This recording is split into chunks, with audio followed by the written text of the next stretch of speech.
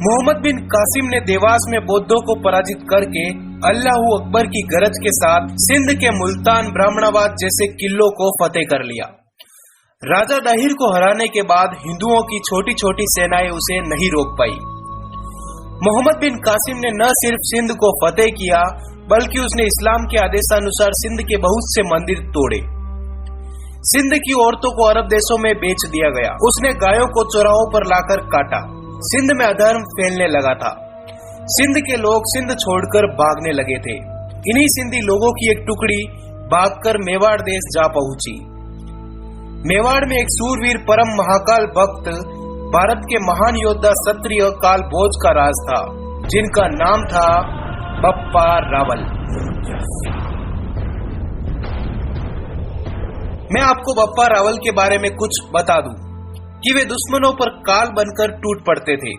वे परम महाकाल भक्त थे, जिससे युद्ध में ऐसा लगता था कि महाकाल स्वयं बप्पा रावल के रूप में लड़ रहे हैं।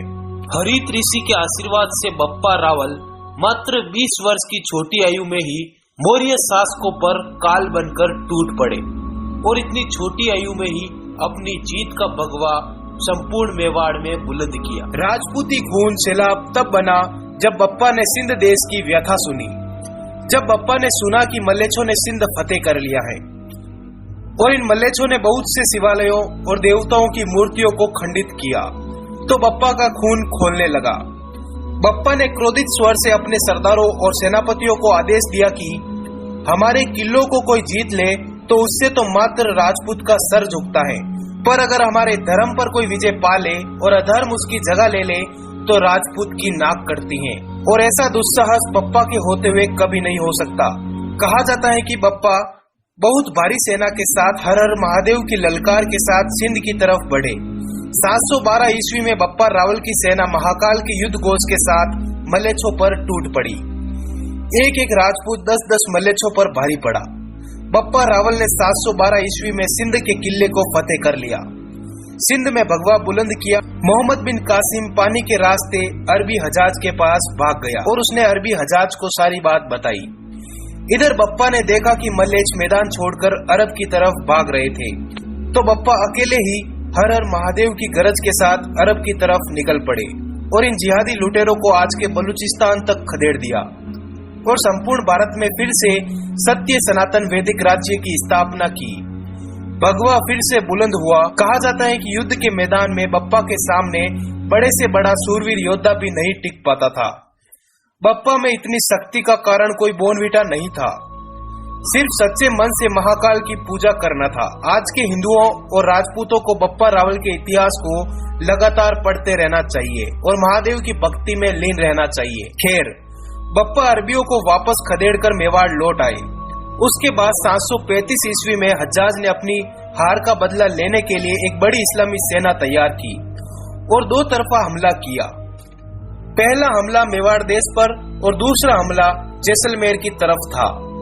बप्पा ने दुगने प्रहार से हज्जाज पर जवाबी हमला किया। बप्पा रावल अपनी सेना के साथ हज्जाज की सीमा में जा घुसे। इधर नागभट्ट प्रथम पश्चिमी राजस्थान और मालवा से इन मल्लेच्छों को वापस खदेड़ रहे थे।